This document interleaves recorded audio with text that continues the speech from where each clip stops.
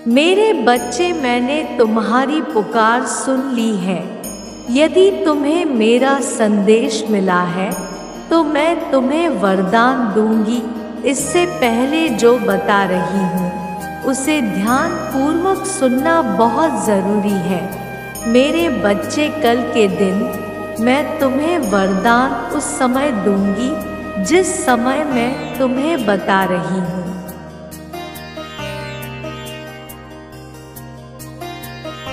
लेकिन उसके लिए तुम्हें एक काम करना होगा। मेरे वरदान का कभी तुम गलत फायदा मत उठाना, क्योंकि तुम्हें मिली हुई शक्ति, तुम्हें मिला हुआ वह चीज़ जो मैं तुम्हें देने वाली हूँ, उससे किसी का तुम भला ही करना, लेकिन किसी का नुकसान कभी मत करना।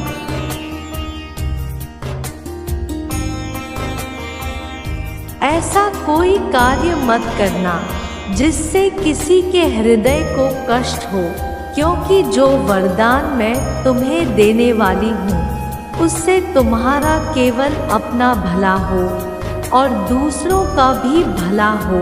अगर ऐसा कार्य करोगे तो वह वरदान तुम्हारे जीवन में मेरे आशीर्वाद से फलेगा फूलेगा।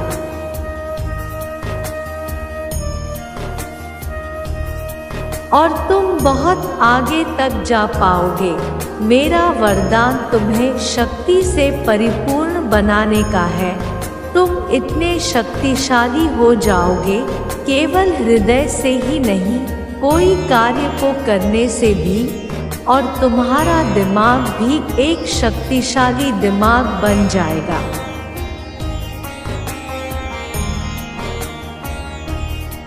जो हर मुसीबत से कैसे निकलना है वह सोच पाओगे। जिस प्रकार मैंने बुराई की नाश की थी, ऐसे ही तुम संसार में लोगों की सहायता करने के समान उतने ही श्रेष्ठ व्यक्ति बन पाओगे, क्योंकि मेरे बच्चे, जो श्रेष्ठ होता है वही किसी की मदद कर पाता है।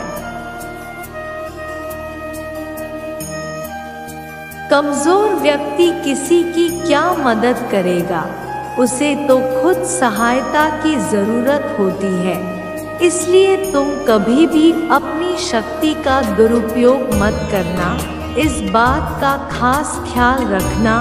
कल संध्या काल में जब तुम मेरे समक्ष दीपक जलाओगे, उस समय केवल एक काम करना, कुछ समय के लिए एकांत मन करके बैठना और सोचना कि इस संसार में तुमसे तुम्हें सबसे बड़ा क्या लगता है, कौन सी ऐसी मंजिल है जो सबसे बड़ा है। वैसा ही कोई भी उपहार तुम मुझसे मांग लेना। उस समय जब तुम्हारे मन की शक्ति बहुत ज़्यादा बढ़ी हुई होगी और जिस कार्य पर तुम्हें अंदर से यह विश्वास हो कि हाँ, वह मंजिल तुम्हारे लिए ही बनी है या वह खुशी तुम्हें मिलनी ही चाहिए, तो यह मेरा तुमसे वादा है और मेरा तुम्हारे लिए वरदान भी है।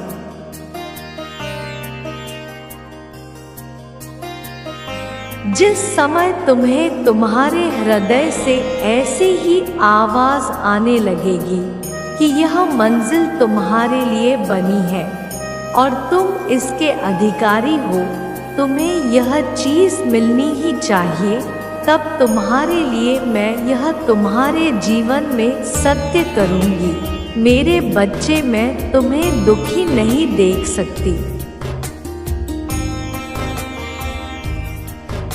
लेकिन जीवन में तुम्हारी की गई कुछ ऐसी गलतियां जिनको तुम्हें भुगतना पड़ता है, और उस समय मैं मजबूर हो जाती हूँ, क्योंकि मेरे बच्चे, प्रकृति का और संसार में हर देवी देवता का यही नियम है, कर्म का फल तो भोगना ही पड़ता है।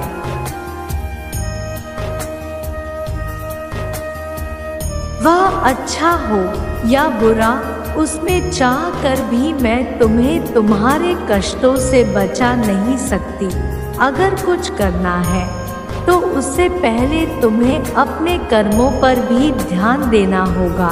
मेरे बच्चे, मेरा वरदान तभी तुम्हारे जीवन में सफलता है। अच्छा करना तो दुनिया में हर व्यक्ति चाहता है, लेकिन मेरे बच्चे खुद अच्छा कोई नहीं करना चाहता। जैसे तुम अपने लिए चाहते हो वैसा ही करना प्रारंभ करो, तब तुम्हें कुछ मांगने की जरूरत नहीं होगी। सब कुछ बिन मांगे ही मिल जाएगा। क्योंकि जैसा तुम दूसरों को देते हो वैसा खुद ब खुद प्राकृतिक तुम्हारी ओर खींच कर ले आती है। तुम्हारा मन स्थिर होता है तभी तुम्हारे मन की शक्ति कई गुना बढ़ जाती है। मेरे बच्चे, तुम्हारी इस खराब हालत के जिम्मेदार तुम नहीं हो बल्कि कोई और है।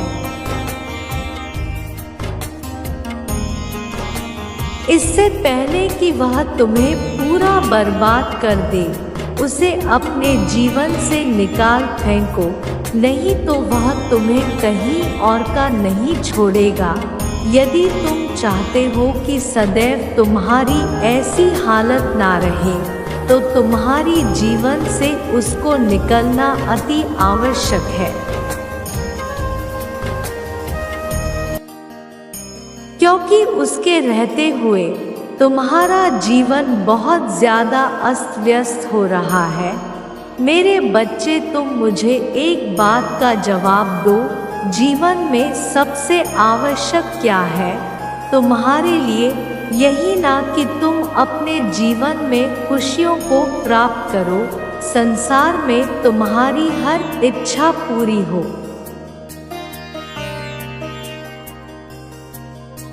ऐसे में यदि किसी कारण बस तुम्हारा मार्ग कोई रोकने की कोशिश करता है, तो निश्चित ही वह तुम्हारा सबसे बड़ा दुश्मन है। और जब तक तुम्हें अपने दुश्मन के बारे में पता ना हो, तो तुम अपने दुश्मन को अपने मार्ग से हटा नहीं सकते, क्योंकि मार्ग से हटाने के लिए उसको जानना तुम्हारे लिए अति आवश्यक है।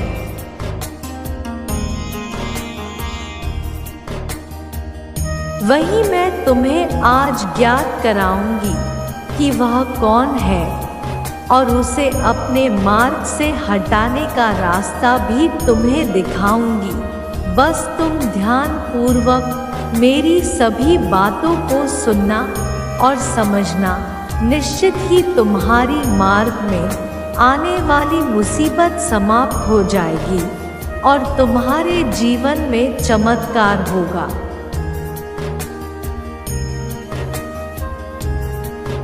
बिगड़ते हुए सभी कार्य बनने लग जाएंगे।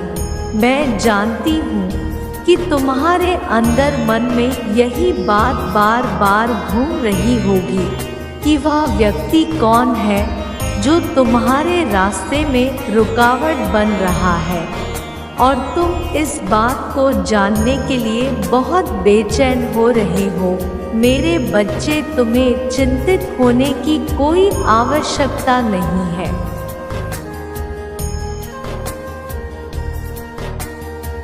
क्योंकि वह कोई व्यक्ति नहीं है जो तुम्हारे रास्ते में रुकावट बन रहा है और तुम्हारे कार्य को पूरा नहीं होने दे रहा है। वह तुम्हारा ही आलस्य है, जो कि तुम्हारा सबसे बड़ा दुश्मन है। बनते बनते कार्य को बिगाड़ देता है।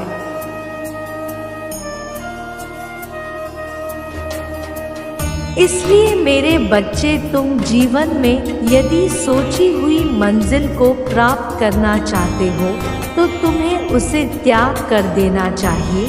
मेरे बच्चे, जब तुम्हें मंजिल प्राप्त कुछ समय के लिए ना होता है, तो चिंतित होकर तुम बार बार उन बातों को सोचते रहते हो।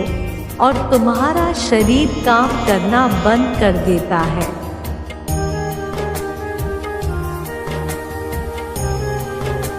बस दिमाग काम करता है।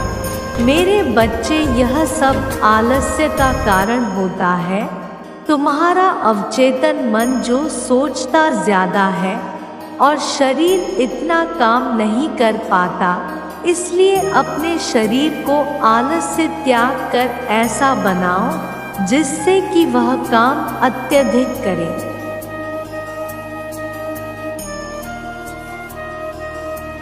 परिश्रम करने के लिए हमेशा तुम्हारा शरीर तत्पर रहे, पर निश्चित ही मेरी इस बात पर तुम खुद विश्वास करो कि जैसे तुम यह करना प्रारंभ करोगे, तुम्हारे जीवन की कठिनाइयाँ झट से समाप्त हो जाएगी। यदि तुम अपने शरीर से आलस्य को निकालने में सक्षम नहीं हो,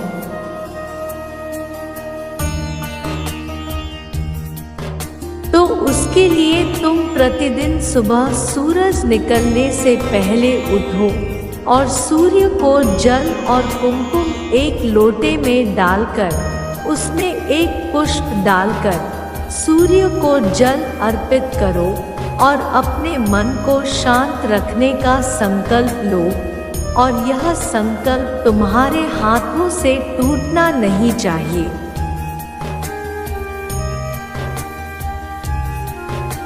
क्योंकि मेरे बच्चे, सोचता तो हर कोई है, परंतु उस मार्ग पर कितनी कठिनाइयों, कितनी मुश्किलें आती हैं।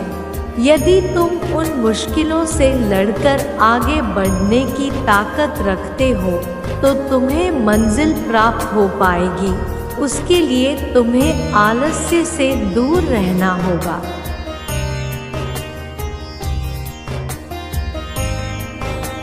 क्योंकि लगातार अभ्यास करने से ही तुम किसी भी कार्य में सक्षम हो पाओगे, और आलस्य करोगे तो तुम प्रयास कर नहीं पाओगे। क्योंकि आलस्य के कारण व्यक्ति अपने जीवन का कीमती समय नष्ट कर देता है।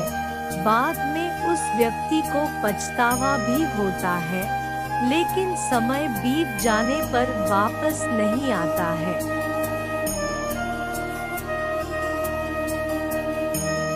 आलस्य ही दरिद्रता का कारण है। जीवन और समय के महत्व को न समझने वाला अपना कीमती जीवन और समय आलस्य के कारण गंवा देता है। इसलिए मेरे बच्चे, आलस्य को जितना जल्दी हो सके उतना जल्दी त्याग दो। मेरे बच्चे, मैं नहीं चाहती कि तुम आलस्य की वजह से जिंदगी बर्बाद करो।